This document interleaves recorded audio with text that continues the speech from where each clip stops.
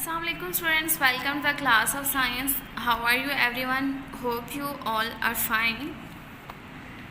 Students, second month का first lecture है आज हमारा। यूनिट नंबर 3 तक हम पढ़ चुके थे। अब हम पढ़ेंगे यूनिट नंबर 4 जो कि है सॉर्टिंग मटेरियल्स। सॉर्टिंग क्या होता है? तरतीब देना। और मटेरियल क्या होता है? कोई भी चीज़।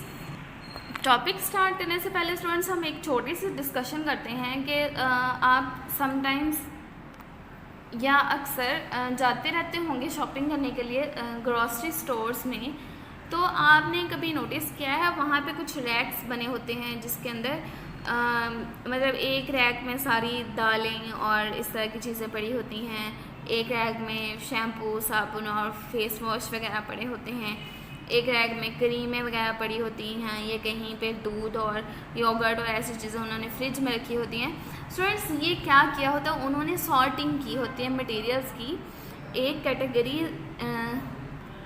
की सारी चीज़ें उन्होंने इकट्ठी रखी होती हैं। ये क्यों किया जाता है? ताकि वहाँ से ख़रीदने वाले को ज़्यादा परेशानी ना हो और ज़्यादा देर ना लगे या ज़्यादा तलाश ना करनी पड़े चीज़ें। तो स्टूडेंट्स, ये होता है अगर आप सॉर्टिंग कर लेते हैं मटेरियल्स की या क्लासिफिकेशन कर लेते हैं तो आपके लिए बहुत आसानी हो जाती है। स्टूडेंट्स, यहाँ पे देखें एक और तस्वीर दिखाई गई है जिसमें एक रूम है, बहुत ही मैसी है, इसमें हर चीज़ बिखरी पड़ी है। तो यहाँ पे अगर आपको कोई इंपॉर्टेंट चीज़ तलाश करनी हो तो वो ढूंढना बहुत ही मुश्किल होगा। तो स्टूडेंट्स, अभी आपने दो चीज़ें देखी, यहाँ पे जहाँ पे इन चीज़ों की क्लासिफिकेशन नहीं की गई हुई और यहाँ पे जहाँ पे हर चीज़ को सॉर्ट किया गया हुआ है अकॉर्डिंग टू द कैटेगरी। तो स्टूडेंट्स, कहाँ पे चीज़ फाइंड करना इजी है? ऑफ कोर्स जहाँ पे हर चीज़ तरतीब से रखी गई होगी वहाँ पे आपके लिए चीज़ ढूंढना या वहाँ से कुछ भी पिक करना बहुत ही इजी होगा। तो स्टूडेंट्स, आपको हमारे चैप्टर का मकसद समझ में आ गया होगा कि सॉर्टिंग मटेरियल्स एक्चुअली किस लिए पढ़ाया जाता है। तो students, grouping similar things according to some basis और criteria are called classification. Classification क्या कहलाता है कि आप अपनी किसी भी चीज़ को जो एक जैसी हैं उनको ग्रुप करके एक साइड पे कर देना, इसको क्लासिफिकेशन कहलाता है। फॉर एग्जांपल स्टूडेंट्स, अगर आपका बैग है तो उसकी 2-3 पॉकेट्स होती हैं, तो आप क्या करते हैं, बुक्स एक पॉकेट में डाल लेते हैं, नोटबुक्स अलग पॉकेट में डाल लेते हैं और जो आपकी पेंसिल, लेज़र, शार्पनर वगैरह होते हैं वो अलग पॉकेट में डाल लेते हैं और जो कलर्स वगैरह होते हैं उसको अलग साइड पे रख लेते हैं। एक तो वो कि वो कम इस्तेमाल होने वाली चीज़ें हैं और वो पेंसिल शार्पनर से ज़रा हट के होंगी, तो आप क्या करते हैं, उनको अलग रख लेते हैं। तो ये भी एक किस्म की सॉर्टिंग ही की जाती है। तो स्टूडेंट्स, इससे क्या होता है, आपकी पर्सनैलिटी में बड़ी ग्रूमिंग आती है और हर चीज़ को हैंडल करना और मैनेज करना बहुत ईजी हो जाता है। ठीक है, तो स्टूडेंट्स, अब हम पढ़ते हैं क्लासिफिकेशन ऑफ मटेरियल्स के बारे में। It is not possible to learn about each and every thing around us separately. हर चीज़ के बारे में अलग अलग पढ़ना मुश्किल हो जाएगा। To make it easy we group things on the basis of any of their property. हम चीज़ों को उनकी खसूसियात के हिसाब से अलग अलग कर देते हैं। जैसे कि जो कुछ मिलती जुलती चीज़ें होंगी, फॉर एग्ज़ाम्पल अगर मेरे पास रज़ाइयाँ हैं और कंबल हैं तो मैं क्या करूँगी, उन दोनों चीज़ों को इकट्ठे ही रख दूँगी, इकट्ठी एक कैटेगरी में डाल दूँगी। हालांकि ब्लैंकेट एक अलग चीज़ है और कोएल्ट जो है वो एक अलग चीज़ है, लेकिन क्योंकि उनके यूजेस ऑलमोस्ट सेम हैं तो मैं उनको इकट्ठा रख देती हूँ। तो इस तरह से कुछ चीज़ें जिनकी प्रॉपर्टीज़ सेम होती हैं हम उन्हें इकट्ठा कंसीडर कर लेते हैं और कुछ चीज़ें उन्हें हम अलग अलग भी पढ़ लेते हैं।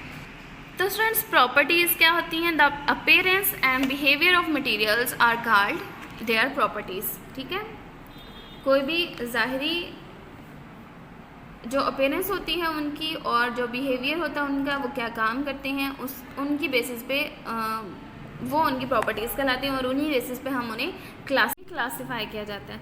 स्टूडेंट्स, एडवांटेजेस क्या होते हैं क्लासिफिकेशन के? अगर आप ग्रुपिंग करते हैं चीज़ों की और उनके फ़ायदे क्या होते हैं? Classification makes the study of large number of different type of object easy, simple, systematic and convenient. Students, classification जो होती है इसकी वजह से आप किसी भी चीज़ की स्टडी करते हैं अगर वो बहुत ही ईजी हो जाती है, सिंपल हो जाती है, सिस्टमैटिक हो जाती है और आसान हो जाती है। It gives a general idea about all the items in the group.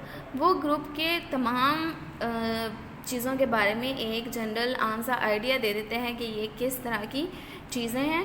Classification make it easy to जज differences between two groups. Classification से क्या होता है, दो ग्रुप्स के बीच में डिफरेंस फाइंड करना आसान हो जाता है। एक एक्टिविटी है स्टूडेंट्स, हम उसको देखते हैं। Make a list of 10 things around you in your notebook, write the materials from which they are made, also mention their use. Example आपको दी गई है एक, आपने क्या करना है, एक कुछ चीज़ें लेनी है, 10 चीज़ें। तो सबसे पहले लिखना है वो क्या ऑब्जेक्ट है। जैसे कि चेयर ली है मैंने, आपने बताना है वो किस चीज़ की बनी हुई है। चेयर्स कई किस्म की होती हैं, लकड़ी की भी होती है, प्लास्टिक की भी होती है और स्टील की भी, लोहे की भी होती हैं, ठीक है। वो आपने लिखना है कि किस चीज़ की बनी हुई है वो और उसका यूज़ क्या है। ये बैठने के लिए इस्तेमाल की जाती है, ठीक है। इसी तरह की कई चीज़ें आप एक रफ नोटबुक पे ये एक्टिविटी कर सकते हैं, ठीक है। नेक्स्ट है the above activities bring our following points. ये एक्टिविटी करने से आपके जहन में कुछ चीज़ें क्लियर हो जाएंगी। An object can be made from different materials. एक ऑब्जेक्ट जो होता है वो कई तरह के मटेरियल से बन सकता है। जैसे हमने चेयर के बारे में पढ़ा, चेयर वुड से भी बन सकती है, प्लास्टिक से भी और लोहे से भी। इसी तरह प्लास्टिक जग है, आप स्टूडेंट्स देखें, जग आप यूज़ करते हैं जूस के लिए, पानी के लिए, तो जग काफ़ी कैटेगरीज का होता है। प्लास्टिक का जग भी होता है, शीशे का जग भी होता है, स्टील का जग भी होता है और ब्रास का जग भी होता है। ये दोनों जो हैं ये धात ही हैं, स्टील भी और ब्रास भी, लेकिन इनके प्रॉपर्टीज़ डिफरेंट होती हैं, ठीक है। तो students, different objects can be made from the same material, और सेम मटेरियल से कई सारी चीज़ें भी बन सकती हैं। ऊपर हमने पढ़ा कि एक चीज़ कई सारे मटेरियल से बन सकती है, और अब हम पढ़ेंगे कि एक मटेरियल से कई सारी चीज़ें बन सकती हैं। जैसे कि अगर कोई भी धात है, जैसे कि सिल्वर है, सिल्वर से कॉइन्स भी बनते हैं, सिल्वर से बर्तन भी बनते हैं और सिल्वर से ज्वेलरी भी बनती हैं। ये एक ही मटेरियल है जिसने कई तरह की चीज़ें बना दी, ठीक है। नेक्स्ट स्टूडेंट्स, हमारा सब टॉपिक मटेरियल। मटेरियल क्या होता है? A substance or thing which is use to make different objects is called material. कोई भी चीज़ जिसकी मदद से हम कई चीज़ें बना सकते हैं उसे क्या कहा जाता है? मटेरियल कहा जाता है। The choice of material to make an object depends upon, आप क्या चीज़ चूज़ करते हैं वो बनाने के लिए, वो उसकी प्रॉपर्टीज़ से पता चलता है, और the purpose for which object is to be used, और आपने उस ऑब्जेक्ट को किस लिए यूज़ करना है, किस मकसद के लिए यूज़ करना है, उसकी बेसिस पे आप वो चीज़ या वो सब्सटेंस चॉइस करते हैं, वो मटेरियल चॉइस करते हैं, ठीक है। फॉर एग्ज़ाम्पल, आपने बाज़ार जाना है दूध लेने के लिए, तो आप एक शॉपर ले लेते हैं। तो शॉपर स्टूडेंट्स कई तरह के होते हैं, एक पेपर बैग होता है, एक प्लास्टिक बैग होता है और एक कपड़े का भी बैग होता है। तो स्टूडेंट्स, आप कौन सा बैग लेंगे? ऑफ कोर्स आप प्लास्टिक बैग लेंगे, क्योंकि अगर आप पेपर बैग लेते हैं तो वो सारा दूध को अब्जॉर्ब कर लेगा और गीला हो जाएगा, और अगर आप कपड़े वाला बैग लेते हैं तो वो भी गीला हो जाएगा और दूध सारा गिरने लग जाएगा। तो आप क्या करेंगे? प्लास्टिक वाला बैग लेंगे। तो स्टूडेंट्स, ये क्या किया आपने? मटेरियल की चॉइस की, किस बेसिस पे कि आपने इसको किस मकसद के लिए यूज़ करना है, ठीक है। इसी तरह स्टूडेंट्स, उन्होंने एग्जांपल दी हुई है, utensils use to cook food can not be made from paper. Students, आप डिस्पोजेबल बर्तन यूज़ करते होंगे खाने के लिए, या बाहर से कोई चीज़ लेके आनी है उसके लिए डिस्पोजेबल बर्तन यूज़ कर लेते हैं, लेकिन क्या आप उन डिस्पोजेबल पॉट्स में खाना पका सकते हैं? नो। क्यों नहीं पका सकते? क्योंकि उनका पर्पज़ या उनकी प्रॉपर्टीज़ वो नहीं है जो कि एक खाना बनाने वाले बर्तन की होती हैं, ठीक है। They have to be made some of metal, वो किसी जो खाना बनाने के लिए आपको बर्तन चाहिए वो मेटल से बना होना चाहिए, सच एज कॉपर या एल्युमिनियम से, ठीक है।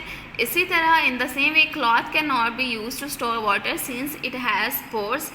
एक कपड़ा जो है वो आप पानी संभालने के लिए इस्तेमाल नहीं कर सकते, क्योंकि उसके अंदर सुराख होते हैं, पोर्स होते हैं।